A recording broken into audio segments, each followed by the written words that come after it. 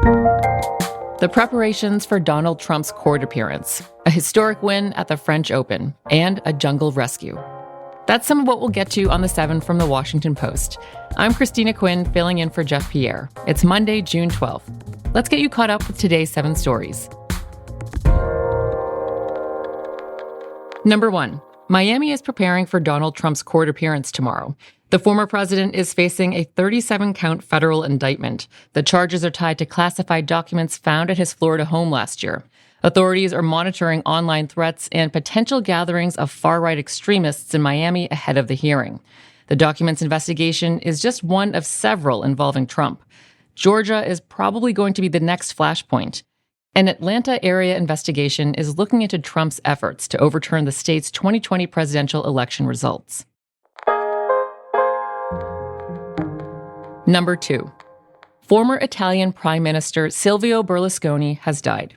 He dominated and divided his country for decades, first as a billionaire media tycoon, and then as a center-right political leader. He served as prime minister multiple times starting in 1994. Berlusconi's death was confirmed this morning. He had recently been undergoing treatment for leukemia. He was 86.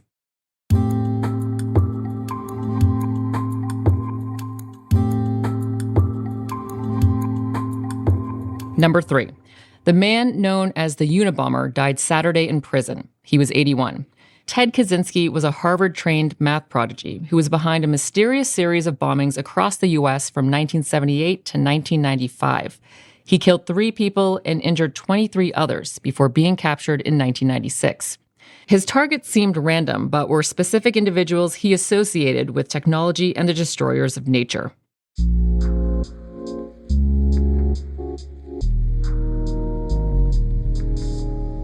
Number 4, part of Interstate 95 collapsed in Philadelphia.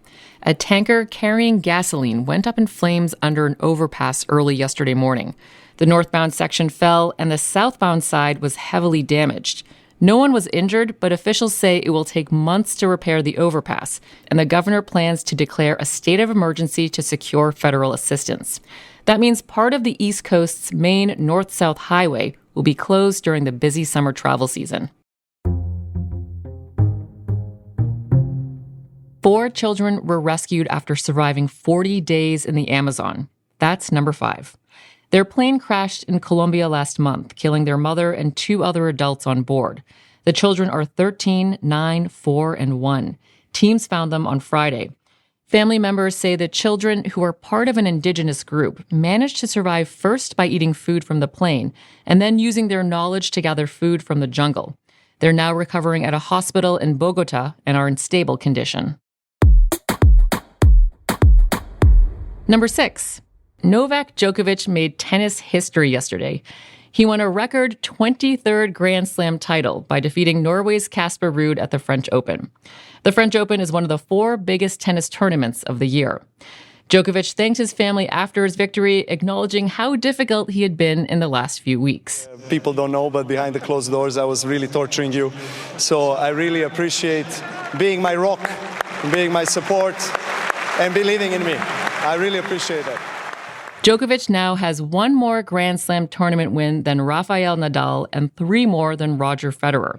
On the women's side, world number 1 Iga Swiatek claimed her 3rd French Open title in 4 years, with a victory against Karolina Muchova on Saturday.